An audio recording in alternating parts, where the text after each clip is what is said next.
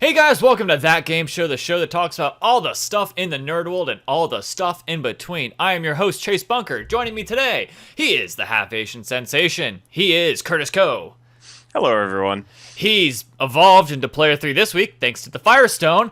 It's Daniel Clegg. Pokemon reference, nice. Yes. Hi, friends. How's it going? Thank you guys for joining me on the show today, and thank you guys for watching, whether it's on YouTube, Screw Attack, Podcast Garden, or any of the other websites I've mentioned, TuneIn, Stitcher, all that stuff. Thank you for making us a part of your day. All right, so first off, we'll start off with some tiny but cool news. Steam is now going to be offering refunds, and with the Steam sale coming up June 11th, that's going to be kind of good timing. They said the refunds have to come within 2 weeks of the purchase, and you cannot have logged more than 2 hours on it. And it only works for sales directly through Steam. So not any other website, but through Steam. So that's guys, what do you think of this? Is it about time, or is this going to hurt some indie devs? We'll start off with Curtis. I think it's going to hurt some indie devs. My concern is I can think of 2 games in my library that are less than 2 hours. And if people beat it, they're going to turn it back in and be like, oh, it only took me 2 hours or an hour and a half to beat this game. And I paid dollars for this game. I hadn't thought of that. If the game's duration is meant to be less than 3 hours or something, yeah. And especially if it's I feel like there needs to be a monetary cap on it. Or I should say floor, I guess is the right word. Because some games that are like $10 are meant to be like an hour, 2 hour games, and I think and some of them are really good, and those are the games that are going to get hurt the most out of this. Because as much as I make fun of it, Gone Home I beat it in 90 minutes. So you're going to have developers like them get kind of screwed over because they're like, oh, I beat the game, now I just wasted $20. And some people like it. Some people absolutely love the game. I did not, but I wouldn't be one of those people who's like, you know what? Screw it. I want my refund back, blah blah blah.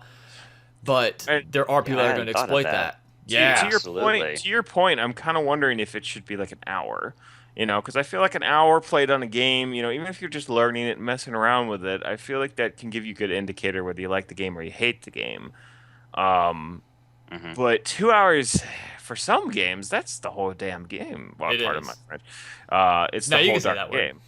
I mean, for example, Speedrunners is a game that has limited replayability, I suppose, but you can experience all the levels in half an hour. Or what was that other game? Nidhogg, that fencing game. Yeah. It's a great game, but once you've played through all 4 levels, I mean, you can play against a different person. But that's it. So I could see people, you're right, buying the game, seeing the experience for an hour, and then getting a refund. And let's go even further. Let's say you have a game that I want to play, right? With you, I buy the game, and when I'm done playing with you, after an hour, I sell the game back to Steam. Like, let's say it's a multiplayer game, like Killing Floor 2 or Monaco or some other smaller title. You're right. I wonder if they will have either what's the word I'm looking for? You can only do it so many times within a duration. Yeah, you can only refund 2 games per week or something. Because Curtis brings up a very good point. You bring up a very good point. What do you do? Do you delete all that information from the cloud and be like, oh, you did have an account information, but you refunded it, so we're going to erase all this information to kind of help defeat that, I'm trying to think of the word I'm thinking of right now, but to help prevent that from happening. Yeah. Because what's to stop me from going, okay, I'm gonna buy Killing Floor 2 for $30. I'm gonna get that refund back, and then I saw my saved information. I feel like playing Killing Floor again. I'm gonna spend the $30 again, and then go back and forth on it. What's to prevent that? I'm pretty sure. Well, nothing, because some of that information is saved on your desktop too. Yeah. So it's not something that they can just remove either. You would have to be re-downloading and reinstalling the game every time you want to play it, which is a deterrent for sure.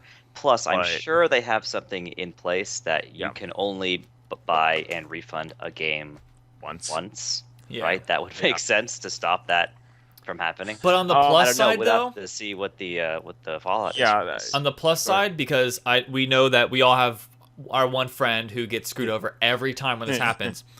It helps prevent buying a game and then crap, it just went on sale like for a much cheaper price. The next day. And so it's like, oh, if I would have just waited, then yeah, I could get a refund with that. I'm gonna go with more of the impulse buy, where you impulse buy something that looks really cool but has no reviews and it's terrible. Yeah. You play it and you're like, this is really bad, and you just sell it back. And I think in that case, that's great. It gets some quality control on Steam. But I'm just worried. I'm a little worried that it's gonna drive some of the developers, the indie developers, off Steam. It could, but they probably had to do it though, right? Because didn't Origin do this recently? They have a 30-day refund policy for just about any of their games. Yeah, but they keep a really tight lid on their games. It's only basically their first-party stuff and very, very limited third-party. People use Origin? Yeah, I do. I do here and there. They give me free games every once in a blue moon. Yeah, I saw those, and I'm like, what is it? They gave me Dead Space 1. I'm like, okay, that's decent. Yeah. And then they gave me Bejeweled 3. I'm like, why would, like, really? Oh, we're going to give you Wing Commander. It's like, come on. You're not even trying at this point. They freaking gave me SimCity 2000, which is one of my favorite games from back in the day. So, yeah. I mean, I can't complain. These are games that, nobody can buy anyone anymore. Is free. Yeah. It's going to be interesting to see what happens in the coming months that lie ahead, especially with the Steam sale coming up. I think that's going to be like the biggest. There's going to be your biggest proof right there is how is it going to do with the Steam sale, which I'm excited for. Which if you guys read our tweet on our Twitter page at that_game_show. Hey, should I buy this? No, because there's a Steam sale coming soon, and for games that you can buy, but you'll probably never play.